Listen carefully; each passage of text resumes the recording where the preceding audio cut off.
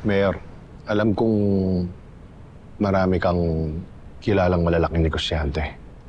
Baka naman pa pwede mo akong mapakilala sa kanila. Kailangan kong tulong mo. Di ba nag-invest na si Golden Fang sa'yo?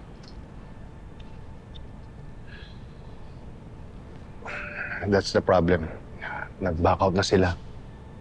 Kaya sa ngayon, kailangan ko talaga ng mga new investors.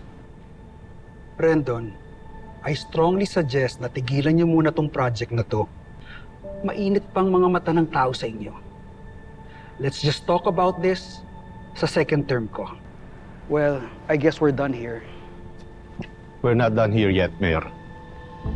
Malaki ang nagastos ko dito. Ginawa akong lahat para sa project na to. Hindi po pwedeng walang mangyari. Anong ibig mong sabihin na ginawa mong lahat?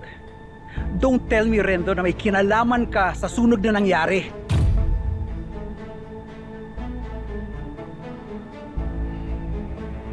Wait. Hindi mo ako naintindihan, Mayor. Malaki ang nagastos ko rito.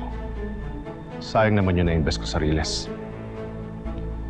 Saka huwag mong kalimutan na galing ako doon. It's my home. Gusto ko lang makatulong, and that's it. Let me make my statement clear.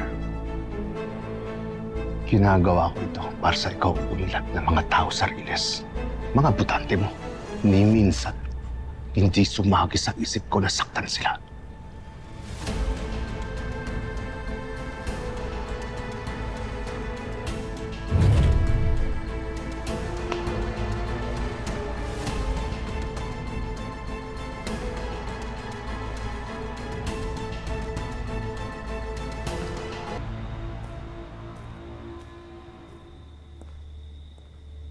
How was your meeting with Mayor Sikat?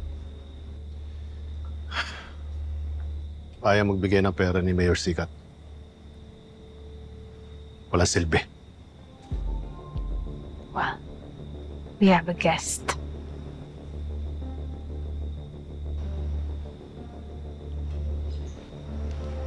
Good evening, Mr. Fang. Don't tell me you're having money problem, Rendon.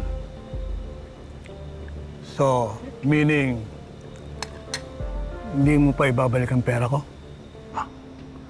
Huwag kang magalala, Mr. Fang. Ibang business deal yung pinag-uusapan namin ni Mayor Sikat. Actually, nakaready na yung pera mo dyan eh. Good. Don't fail me. Enjoy your meal.